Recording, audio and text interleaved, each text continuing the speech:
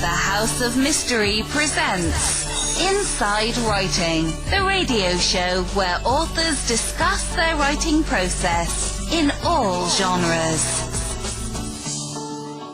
Welcome back into the House of Mystery on KCA 106.5 FM in Los Angeles and 1050 AM Palm Springs. I'm Al Warren. Mr. Joe Goldberg. How you doing, Joe? I'm here, Al. I'm battling technology today. It's our friend. So if this interview goes down, blame me, because technology and I are not getting along today. Well, every time something goes wrong, I blame you. Yeah, of course. Stay in line. Yeah, that's right. You know, and then you can kick the dog. No, not the dog. Kick my computer. Yeah, I know. They're a pain, but it's what we live with now. So it's our friend. One day they'll be plugging right into us live. So. And, you know, we got a great author with us again today. It's quite a week. So let's just bring him in and start talking. So we got Mr. Brad Taylor. Thank you for being here, Brad. Thank you. Thank you for having me. Brad, now you've done really well with this writing thing, eh? Why did you decide to go into writing books with your history? I mean, it looks like you have quite a background in all sorts of things, special forces and, what got you into writing? Believe it or not, I never set out to be a writer. I've always been a voracious reader, and it was always just kind of a bucket list thing of mine that one day I was gonna write a book. And, I was deployed constantly, and I came down to Charleston to teach at the Citadel, a military college here. And I found I had a ton of time on my hands after leaving a special mission unit at Fort Bragg and coming here. And so one day, I just told my wife I'm going to write a book. And I figured, it would sit on the bedside table and, my mom would say I'm a really good writer. And that would be the end of that. And then the book sold. And so I had to make a choice. I came out of the promotion list of colonel, and I was going to be, my next assignment was 2 years on a company to Southwest Asia doing counterterrorism stuff. My daughters are in high school, and then the book sold. And so I turned down the promotion and said, give writing a try. Well, what gave you the confidence to do that, but like to actually do that first book and actually send it out to be published? The confidence would be ignorance. Yeah. I had no idea how hard it was to be published, or how hard just how the publishing industry works. And I didn't know any of that. It's completely outside my wheelhouse. So it was just a confidence born of, heck, why not? Let's do it. Yeah. Oh, totally. And so have you adapted well as things have changed, like social media and all this stuff? Now you have to be present in not just going to bookstores now. You have to go all over the place and on social media and stuff. How do you like that? Yeah, that was probably the hardest thing, because I was most of my military career was classified, and I never had social media. You weren't allowed to be on social media. So I didn't know anything about it. And in fact, to this day, I don't even have a Facebook page myself. I have an author's page, which is tied to my wife's page as the official account. I had a lot to learn. And luckily, my wife does most of that, to be honest with you. I mean, I'm the one that does the posts and things like that, but she's the one that manages the website, manages Twitter, manages Instagram, manages TikTok, manages Facebook, all that she does. You're dancing on TikTok? What's that? No. Actually, my younger daughter set me up a TikTok account. I have yet to do anything on it. Lord knows what's on there. I don't know. Yeah. The Chinese appreciate it, Brad. Thank you very much. Please post all your special forces secrets. Right. We want to know. Hey, I got a question for you. When you were in the military, what were your peers reading? Were they reading books that you were writing now? It depended. Most of them read kind of murder mystery type stuff. In fact, that's still what I read. Because, I mean, when you're living that life, you really don't want to read about it. Most of the stuff, everything I write is pure fiction. There's no such thing as a task force. I invented that out of whole cloth. And obviously, if people ask if you were really going to write a real story of how it really is, it would be 500 pages of PowerPoint briefings. And then the last chapter would be mission denied. So exactly. It's a much slower burn than, any of these books have. So, I mean, I bet doctors don't read medical thrillers and things like that, and so we really didn't read much in this genre. Well, I can't help but think that your experience in the military has an influence on your writing. Oh, yeah, definitely. I mean, you can't help but do it, but I think that would be with any writer. I mean, if you're going to write a scene about doing something in a grocery store, what would you think about? You'd think, well, what was the last grocery store I was in? If you write a scene about riding a bike, you'd think about what's it like to ride a bike. So when I'm writing a scene about a gunfight or, operational planning or special forces or any of that kind of stuff, yeah, obviously I'd fall back on my experiences. Well, just for make sure, if no one's read the Pike Logan books, then you're way behind. Get on the books, Brad's books. But what was important to you, since you have such a deep background in special forces as an educator, and special forces is kind of across the spectrum of that also, what was important to you to get across in your books? Well, the main thing, to be honest, like I said, first, I've just been a voracious reader my entire life. The main thing would be just to write an enjoyable book. I never set out to have, there's no hidden, political agenda or any agendas that are in any of my books. I'm not trying to set out to say one thing or another and surreptitiously, insert some kind of ideology into it. But as far as the themes go, I think that one of the things is just the morality of combat itself. I mean, too often, like in Hollywood, if these bureaucrats would get off my back and let me use a drill bit on this guy's knee, then I'd save the day. And it's not really that way. I mean, you make decisions in combat all the time.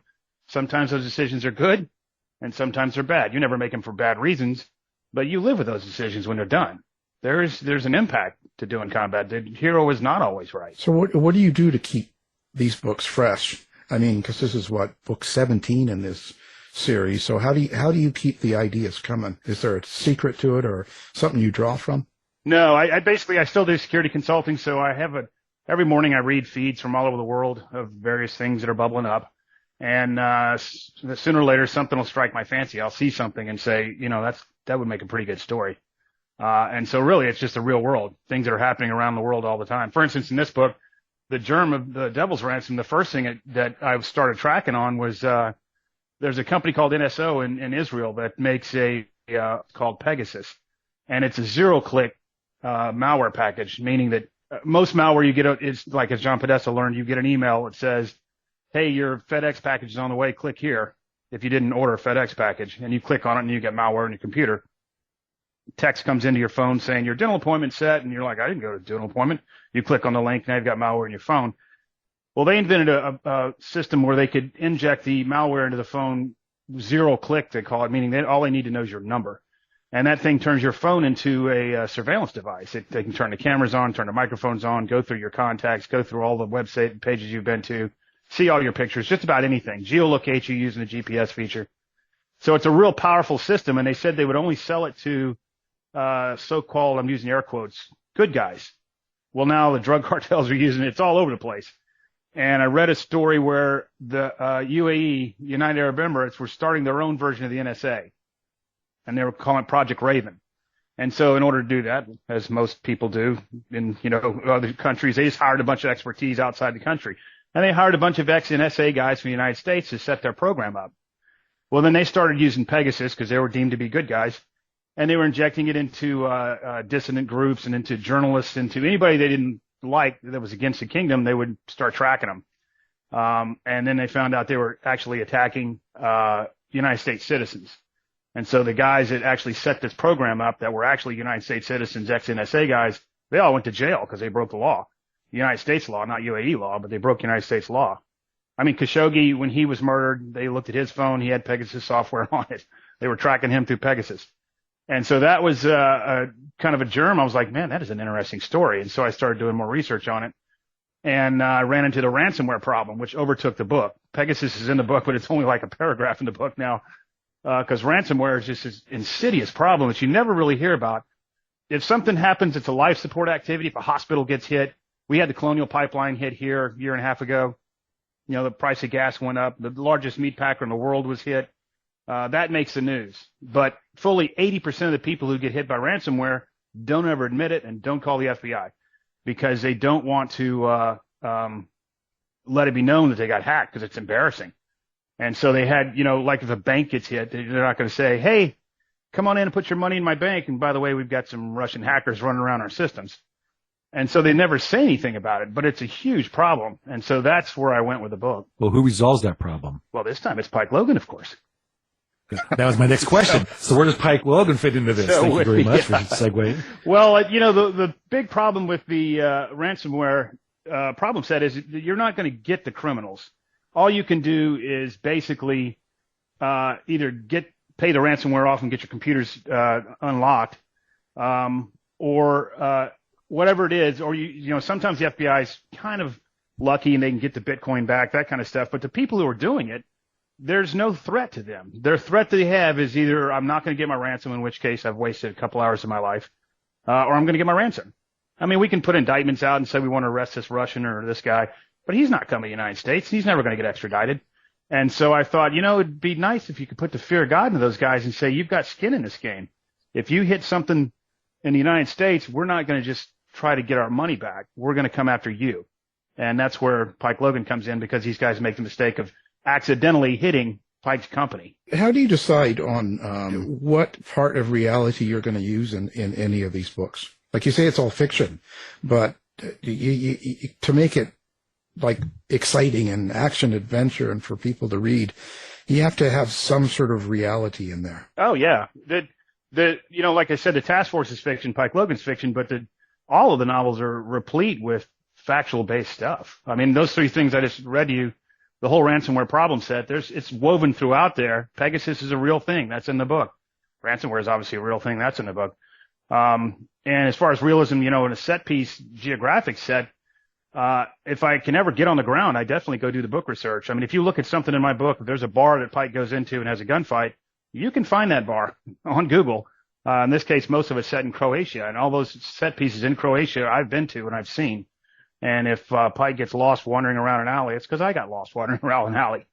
So there's a lot of history that's woven into it that coincides with, how the real world's working. You can see the news stories, and they kind of thread inside the novel itself. So you make reality a character in your book, basically. Yeah, well, I'll give you a good example. In this specific book, there's a thing called, the book opens up in Afghanistan, at the fall of Afghanistan, and our evacuation of Afghanistan. And I wasn't going to write about Afghanistan one way or the other. People had asked me that, and it's kind of raw for me. It's raw for a lot of veterans.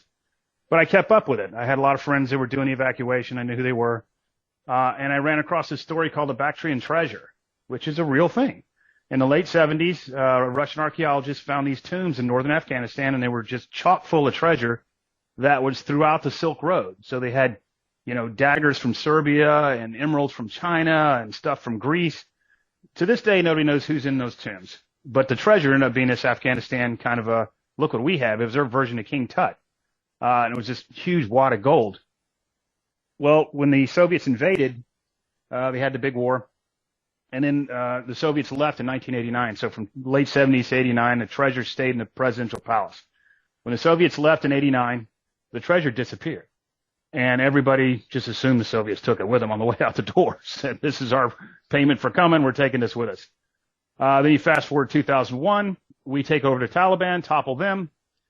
We put in a government, and this guy, Weisendol guy, this keymaster guy, comes out of nowhere and says, hey, I got to show you guys something.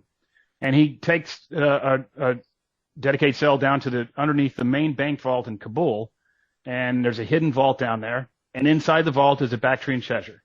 He had hidden it all these years and not told anybody was in there because he was afraid the Taliban were just going to crush it. And he had it there the whole time. Well, now it became famous, and it went around the world. Went to China and Paris and New York and San Francisco, did its own King Tut tour. And this is all a real story. Well, when we evacuated Afghanistan, the treasure disappeared again. And nobody knows where it went. Taliban said they were going to start lopping off heads. Well, here's where it intercedes into my book. Nobody may know where that treasure is, but I do in my book. I know exactly where that treasure went. And so that starts the chase going. But Joe has it. Yeah. Ixnay on the Ezra tray. Yeah. How do you keep track of your character, Pike Logan? Like over that many books, the things he does and what he does through that and what you explain about your character. Do you have some sort of system? No, I don't. I wish I did. I know some people that can, though I would give 100% to every single book. The book I'm writing is the book that matters the most right now. And I don't give a lot of forethought into what's going to happen in future books. And there's been plenty of times where I did something in book 8, and then in book 9, I was like, why did I do that? I need A, B, C, and D to happen. But I didn't. It worked very well for book 8, but it's not working for book 9. The main problem set with Pike and Jennifer and the entire Taskforce crew is that human beings grow. You can't have the same static person in book 1 as you have now in book 17. I mean, as a human being, you go to college, you grow. You get married, you grow. You have a child, you grow. There's people change, sometimes for the good, sometimes for the bad. And so the hardest part of writing a series is ensuring that there's a growth through the series, and that Pike Logan is not the same guy he was in book 1. So what do you start with? Plot or character growth? Do you write your plot around where you want your character to go? No, I don't. And I think that I might a little bit, maybe subconsciously, but I don't set out that way. There's always something in the book that that just exposes itself as I'm writing the book itself. That comes out. And that came out in this book as well. The Devil's Ransom, there's a little bit of a side twist there with Pike and his team that I didn't start out with that in mind. It's just as I was writing the book, when it came time to do that, I was like, that's how I'm going to go with this. So it sounds like you also described your location or setting as a character as well. Like, it's very important. Yeah, the main thing is that there's only so much you can do, at least for me. There's only so much you can do with Google Earth and Street View and that kind of stuff. If every country's different, every population's different, the ebb and flow of human travel is different. I mean, you go to a subway in Japan and it's a giant free-for-all, everybody punching each other to get inside there. You know, you go to a different metro in Germany, and it's a different way of acting. The smells are different. I mean, if I was going to write a scene about Bangkok, having not been to Bangkok, I would not be able to capture the essence of Bangkok without just the chaos surrounding it. And so I generally like to get on the ground. Are there topics that you don't want to cover? Things that you sort of sense yourself saying, you know what, I don't think I should write about that. No, there's no overarching topic. There's classified stuff that I'm not going to cover. So, I mean, I know certain ways of things that are going on. I'm just not going to put those in a book. I'll have to figure out another way to do it. That's probably the biggest thing is I'm not going to touch on that because I know we're doing something like that, and that's not something I want in the book. Well, so your books are completely entertainment. People shouldn't take them serious, right? As in, this is really going on behind the scenes. Well, no, I'd say that I'd say that this distinction of it is, for instance, if I'm writing a gunfight scene, that's about as accurate as I can make it, as to what really happens on the ground. Now, the difference is, in one of my books, Pike is liable to get into 6 gunfights in a span of a week. Now, in real life, that's not going to happen. But you're writing a thriller, so when the granular action happens, it's as close as I can make it to real, including the operational planning for that type of mission, and the strategic level oversight for the team itself is as close as I can make it. The fiction, I guess, would be is how much action. I mean, think about a James Bond movie. You know, in 1 week of James Bond, he's blown up 6,000 things. I mean, that doesn't happen in the real world. If he should. Oh, hey, in the James Bond world. Hey. Is there do you think about the reader as you're writing the realism of your books? Are they looking over your shoulder, or are you just writing it and then let them respond to it? I just write it and let them respond to it. Like I said, I'm a reader first. So if I read it and I don't like it, then I'm not going to put it out. If I like it, then I just hope the reader will like it as well. And so far, that's proven to be successful. I've never once, like I said, the first book I wrote, I didn't write for anybody else to read. I wrote it just because I wanted to write a book. I wrote it for myself because I'm a reader and I want to be proud of what I wrote. And if somebody else, it resonates with somebody else, which it did, luckily, then more power to them. But I don't sit there and I certainly never sit there and say, what would a reader like me to write about here? If you start chasing that, I don't think you're ever going to figure it out. What makes a good book to you? Characters, without a doubt. I mean, you could write a scene where this Day of the Jackal type thing where they're building a car bomb and they smuggle all the parts in and the guys are chasing them and all this stuff. And then the car bomb goes off in an empty parking lot. I mean, who cares about that? The only reason you care is because that car bomb is going to hurt somebody that you've invested emotional energy in. And that person is the character of the book. So who is Pike Logan? Like, who do you base that on? I mean, there's obviously some of you in it. In all the characters, I would guess. But where did you base that on? Did you take a certain person or a certain group of people, or where did that come from? Yeah, Pike's kind of an amalgamation of people I served with. And people ask me all the time, are you Pike Logan? And no, I'm not. There's I usually equate it to the PGA Tour. So there's probably 1% of the world that could actually play on the PGA Tour, just that has the skill to play on the PGA Tour. And there's Rory McIlroy and Tiger Woods. That would be Pike Logan. And there's some guy who's 100th on the money list that nobody's ever heard of. He's playing on the PGA Tour, but he's not Tiger Woods or Rory McIlroy. And that's me. I'm playing on the tour. I served there. I did everything else, but I'm nowhere near as good as Tiger Woods or Pike Logan. So when you finish each story and each book and you put it out, how do you think it changes you? I've never been asked that. I don't think it does. I think that it doesn't change me in any sense that I can think of. Sometimes the only thing I would say is that I reading back like years ago, like when I read One Rough Man, my very first book, sometimes I read that and I think, wow, I can't believe I wrote that. That's pretty damn good. Other times I read sections and I'm like, man, I'd like to go back and fix that, So I guess the only way it changes me is my approach to writing itself and my writing skills, for lack of a better term. The more you write, the better you get. And that's probably the only change that happens.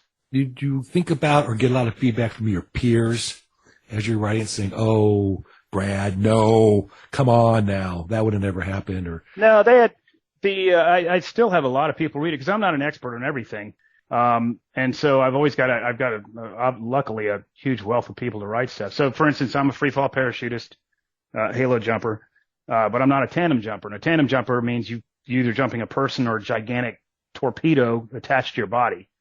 I don't do that. I can do free fall with a rucksack and a weapon. So I had to do a tandem jump. And so I wrote the scene and, did the best of my ability. I've seen tandems go out. I've seen everything they did. And I tried to remember what it was. Well, luckily a buddy of mine was used to serve with me. We ended up being the #1 free fall guy. He ran the entire free fall program for the Department of Defense. And I said, "Hey, could you read this?" And he read the first paragraph. So "You screwed this all up." I said, "Okay, we'll fix it. How do I fix it?" Unscrew it. And so he did. So I do have a lot of people, and they all realize you're just writing for entertainment. They know the same thing, the drill that when they say this would never happen, everything that's in my book, like I said, at a tactical level, would happen. The way they find them, the technologies used. For instance, in my last book, Into Days, actually it was American Trader 2 books ago, they were going to hit a house to rescue somebody inside the house, and they didn't know what the floor plan was. And so they hacked their Wi-Fi and got into the Roomba that was inside the house. Well, I own a Roomba, and the Roomba runs around the house and first time you do it, it takes 6 hours. The next time you do it, it takes 4 until it's vacuuming your house in 1 hour. And it develops a floor plan of your house to include where the furniture is. And then in my case, it tried to upload that to the cloud, and I was like, nope, that is not happening. But as soon as that happened on my own Roomba, I said I can use that in a book.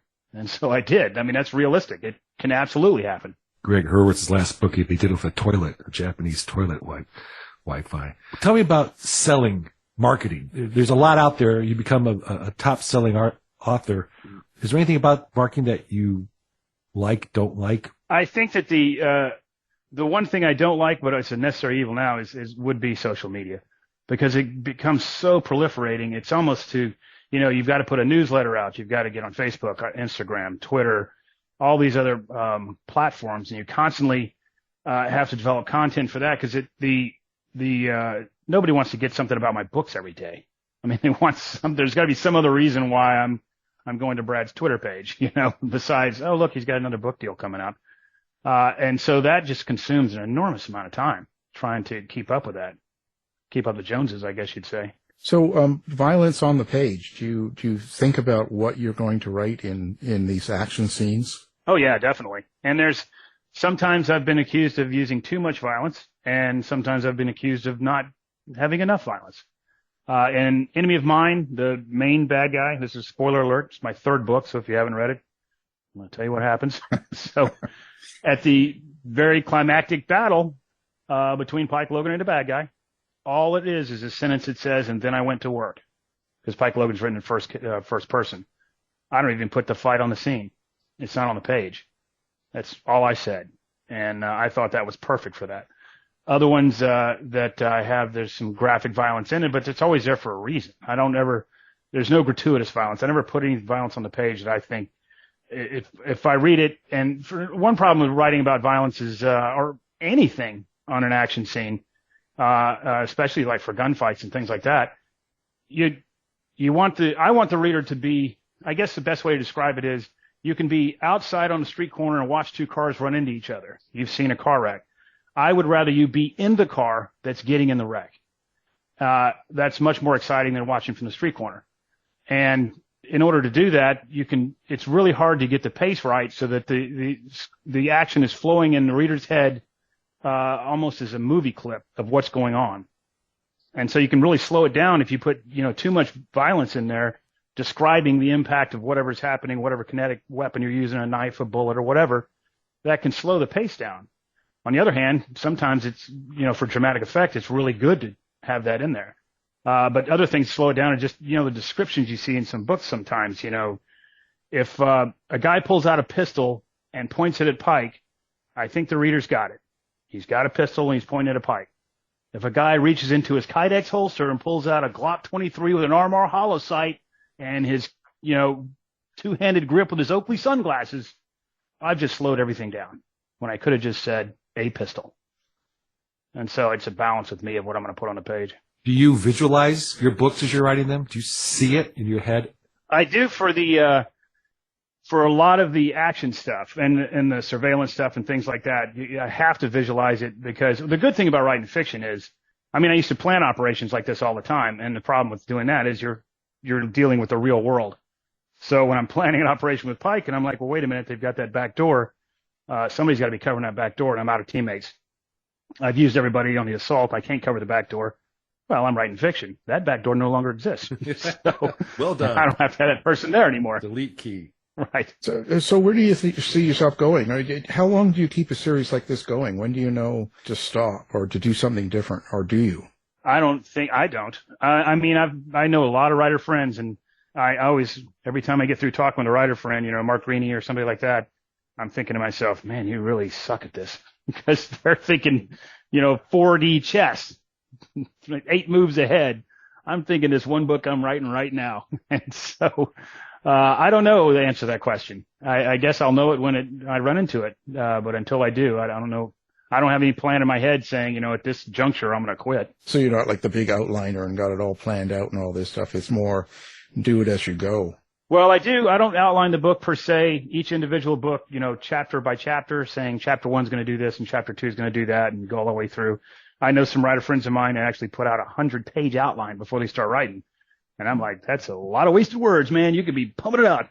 So I designed what I call a framework instead of an outline, where I know the threat vector, I know the bad guys, I know the setting, and I would have said up until No Fortunate Son, 100% of the time I'd know the ending. Now it's probably 80% of the time things will change right at the ending. This one changed a little bit. The Devil's Ransom changed a little bit, not a lot, but a little bit. And from that framework, I then just start filling in the holes. I don't know what's going to happen on the page at each juncture, but I know I've got to go from, I'd say my framework is I got to go from A, B, C, D to E, as opposed to an outline which would have every letter in the alphabet in it. Are you able to schedule your time? So are you that regimented that you could sit down and work, let's say 9 to 5, Monday to Friday, and just write and perform? Or do you have to be in a certain mood or certain atmosphere? I don't, a lot of the times when people ask that question, what they really mean is, are you really disciplined when you type? Because I'm always writing. If I'm walking the dog, I'm writing. If I'm doing physical training, I'm writing. If I'm taking a shower, I'm writing. I'm just not typing. I have a journal I carry with me everywhere I go. And if a thought hits me in a movie theater, I'm going to the lobby. I'm going to jot that thought down. And then I won't write. I did try, when I first, I've never had any instruction in writing. I don't have a degree in writing. I don't know anything about writing. And so I Googled, how do you be a writer? And, you got to put out 1,000, 1,500 words a day. Got to be disciplined to do that. And I found if I forced myself to do it, by the end of the week, I ended up deleting everything I'd written because I didn't like any of it. Because the only reason I put it on the page is because I was forced to do so because somebody said that's what I have to do. Right. Now I'll go days without writing, and then I can write, 3 days straight, just banging away. My record, which I'm quite proud of, is 8,000 words a day for 4 solid days. Wow. I had a deadline, so that was a good impetus for that one. Yeah. But it took a while for it to build up in my head. Is where do I want to go with this? How do I want to, deal with this issue set that I've done?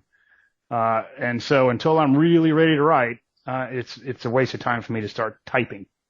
Well, how long does it take you then? You use places, you've traveled for your sets and scenery. How long does it take, Brad, to make a book? Well, right now I'm on one book. I was doing 2 books a year, which was, I mean, I look back on that. I don't know how I did it.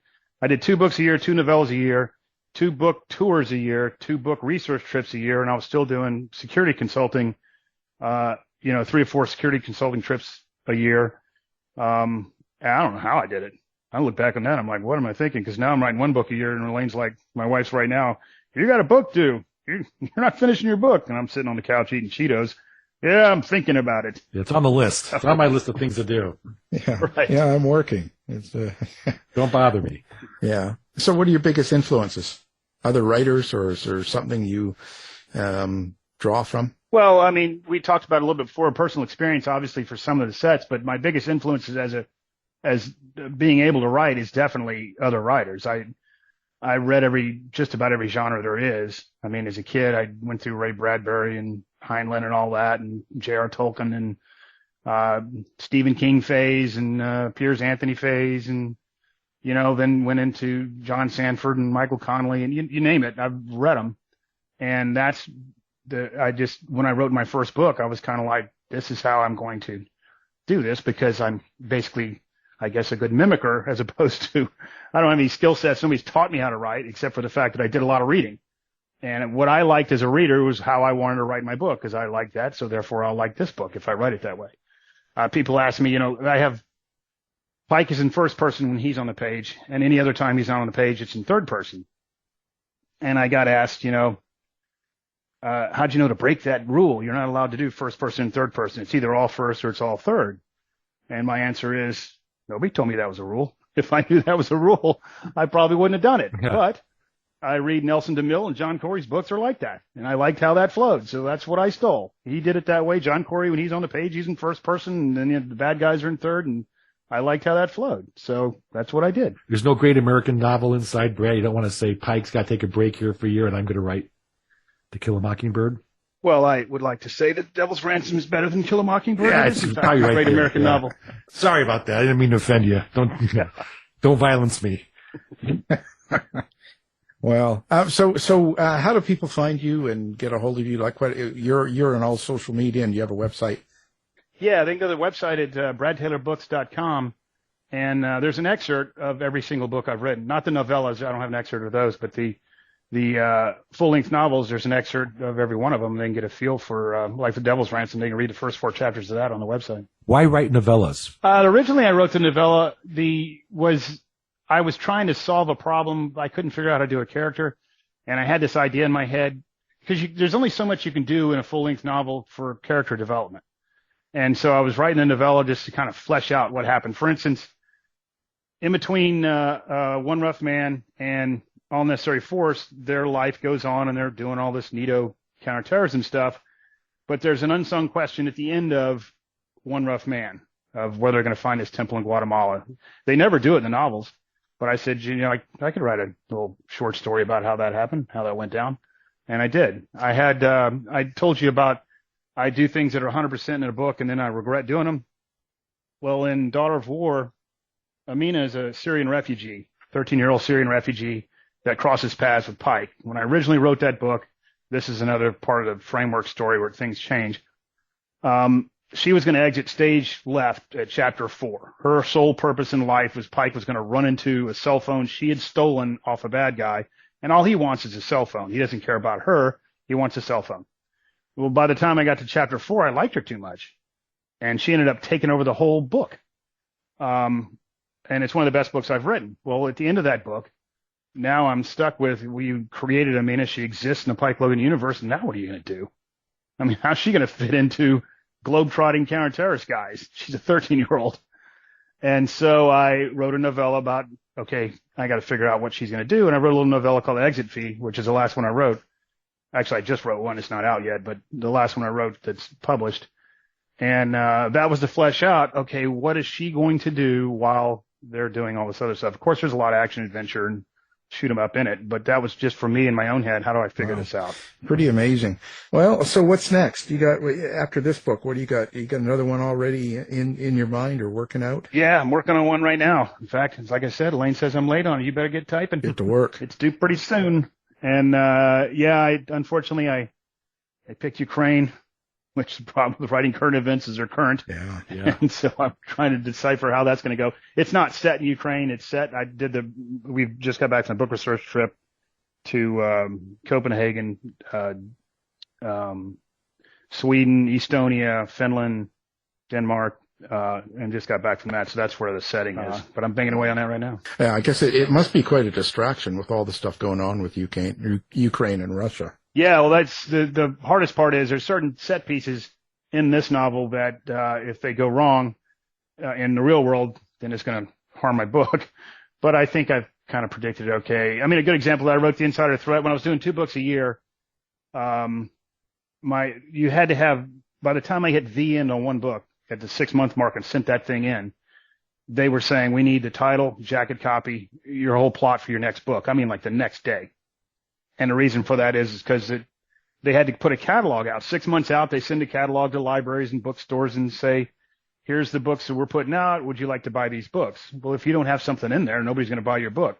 Even if you hadn't typed a page yet, you still have to give them something to put out there.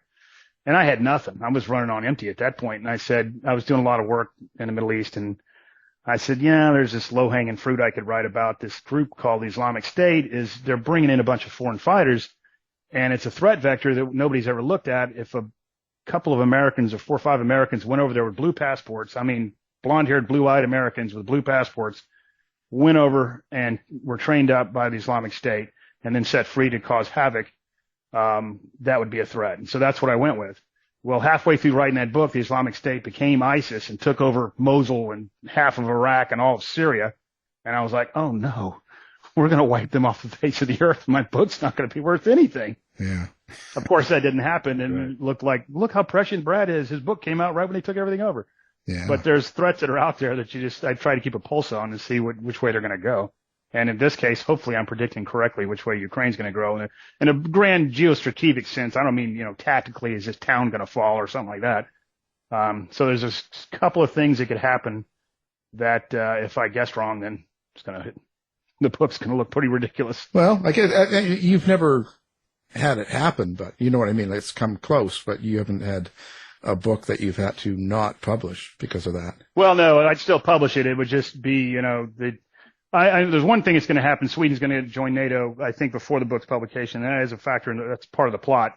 And I knew that going in. I just know there's going to be a fight all the way up, and it'll be a race against time to see whether they go in or not.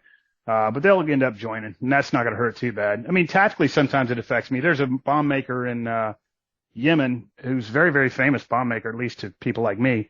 He did the printer bombs, the underwear bomb in Saudi Arabia. He's done all kinds of bombs around the world. And so I put him in the book. He's building a bomb. He's a real person. We were talking about earlier about history and reality actually being in the book. He's a real guy building a bomb in my book for this nefarious plot. Well, then we blew him up in a drone strike. Yeah. And I was halfway through writing the book, and I'm like, okay, I'll just change his name to Abu Bag of Donuts. Exactly. He's no longer a real guy. He's just a bomb maker. Well, then I hit the end on the book. Thought you bombed me, but you didn't. I'm like, no, he's still alive. You should have known. Should have known. Well, as long as he's not sending a bomb to you, No, right. That's it. Well, it's been enjoyable. We really appreciate you taking the time. Know you're busy. You got books going and everything. So we'll have, of course, your book, website, everything up on ours so people can find you easily, which I'm sure they could anyway. So the book, of course, we've been talking about is The Devil's Ransom, and it's Pike Logan novel, and it's book 17 of 17. So thank you, Brad Taylor. Thank you. Thank you for having me. It's been fun. Thank you. You've been listening to the House of Mystery radio show. To find out more about our guests, hosts, or shows, go to www.houseofmystery.com. Show's over for now.